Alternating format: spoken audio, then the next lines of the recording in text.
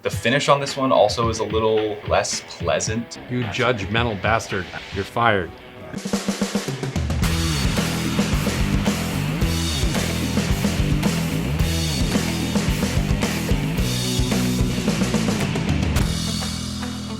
Hey everybody, welcome back to the Big Whiskey Rebellion. I am here today with a very interesting panel of guests. 2 of them work for me, 2 of them don't. And you'll notice that they are not facing me. And that is because I don't like them. No, I'm just kidding. We are doing an interesting show to show to you that people without knowing what they're drinking can tell the difference sometimes between a cheap product and an expensive product. The only thing that we're doing to kind of change things up is this is Brian, and we're gonna give him 2 cheap products because he hates whiskey. I'm just kidding. He does not hate whiskey. Brian works with me, and he is more knowledgeable than just about anybody that I know when it comes to whiskey. Daryl also works with me here. Give it a little wave, Daryl. Yep. So Daryl is extremely knowledgeable as well. As a matter of fact, when I first started delving into this world of teaching myself about product, probably like 15, 16 years ago, I started really getting nerdy with it. Daryl was a young fledgling bartender back then, and he was one of the few people that was actually interested in it at the time. And I could not get anybody else to try these really great products that we carry now. So that is why now I have convinced Daryl to work with me instead of working at other nightclubs like he used to. So I'm gonna pour some whiskey that they do not get to see. That is the whole premise of the show. They have no idea what they're about to drink. So you, the viewers, actually get to see these products. And I tried to pick some that have similar colors because I don't want the color to be a giveaway. I don't want to, anything to try to let them know which is which. But you get to see this, and then we're gonna let them try them because they get to spin around in a couple minutes, and they get to tell me which one is the more expensive whiskey. It sounds funny, but there are people that say things like, oh, nobody can tell the difference from one to another. And I just completely disagree. Are you guys nervous? Yeah. You should be. I'm gonna stick stuff in your ear. All right, guys, you are welcome to turn around one at a time, and that way you can introduce yourself to the camera. My name's Brian Hobbs. I'm actually one of the bartenders here at McCormick's. I am the newest member of the crew, but I wouldn't say I'm super new to whiskey in general. I've probably been studying whiskey for about 5 years. Is there a reason why you did the air parentheses? Because half of it's Drinking. Excited to kind of figure out the last episode I was on was pretty clear. This one looks way more difficult. Yes. All right, so come on down, Daryl. Daryl, bartender, avid whiskey drinker. As Mac knows, I'll probably pick the shitty stuff. So. I mean, your dating life, your whiskey choices, like. Smiling for the camera. Okay, and. All right. Contestant number 3. Yes. My name's Ryan. I liked how Brian put it. I've been a student of whiskey for about a year now. Just trying to learn as much as I can, and I'm curious to see what we got in front of us today. And he is a very serious student. He has been studying a lot. In the books, you know? 12 hours. Yes. Put me on blast today. All right, are you ready to spin around there? I am. So our youngest member of the panel. Yes. I'm Chris. Weibel. And I've been drinking longer than these guys. And Been alive. No, I'm kidding. But now you're just showing off. yeah, but I think I started experiencing Scotch for the first time this year, and I love it. And before that, different bourbons, and I never really understood them. And now since I met Mac, I've learned so much, and I love it. I love learning. So this is a great environment for that. I only taught you the lesson of adding anything to Baja Blast is good. Like, best mixer ever. Right. All right, so you guys just try these however you want. I don't want you to try all the same one at the same time. I just want you to get into them, but keep them in the same order that you have them on, as far as left and right, because that's how I am differentiating which one is which, because they do look an awful lot like each other.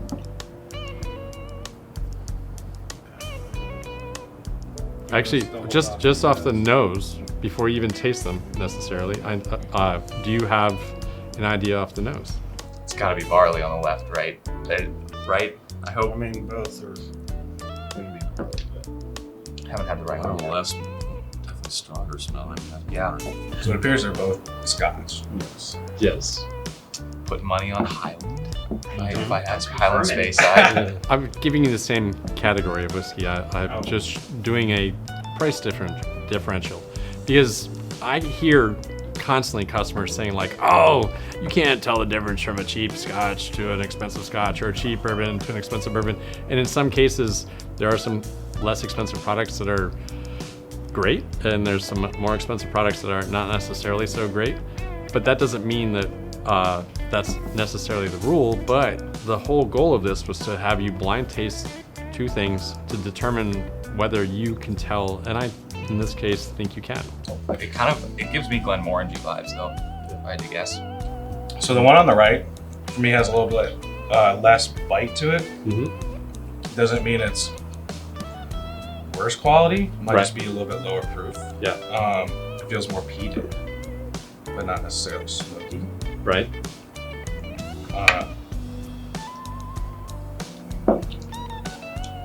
I'm with you. The one on the right is pale in comparison. I hate to use that line, but as far as like actual body and like flavor, the one on the left comes off a little richer, especially on the nose right up front. Definitely like a much richer mouthfeel and richer nose. I have to echo Daryl's thoughts that the right one just comes off like lighter, and not with much of a positive connotation there. Like this is just, it's richer, it's got more going on to me. The finish on this one also is a little like rougher, less pleasant to me. Some guys like it rough and less pleasant. That's true. That's true. Yes.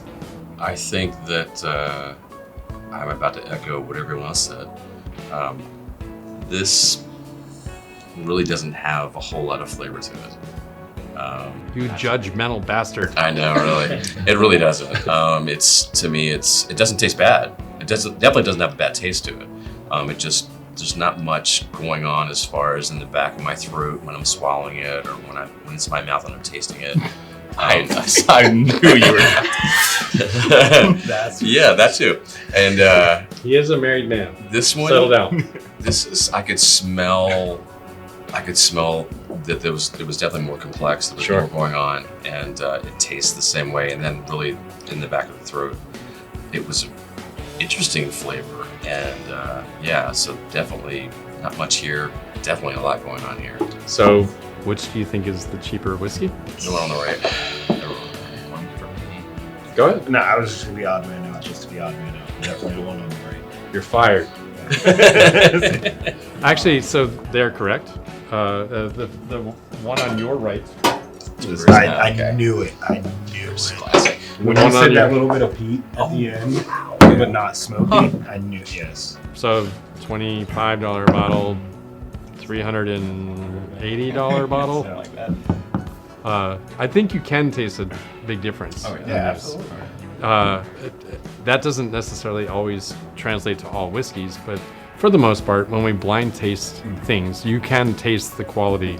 In this case, it's richer, more mature, has like silkier qualities to it. I do think that there's a bite and a burn to a younger, particularly Scotch like this, that is more ethanol forward versus something that's had 3 cask finishes on it and just brings out fruited notes and delicate floral and citrus that you don't catch out of something like this.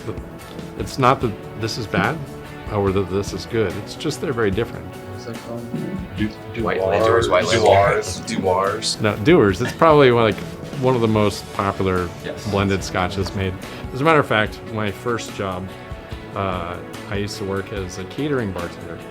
And we would go to this very wealthy family's house, and apparently the wife did not like how much the husband drank, and my job was to throw away the extra liquor at the end of the party.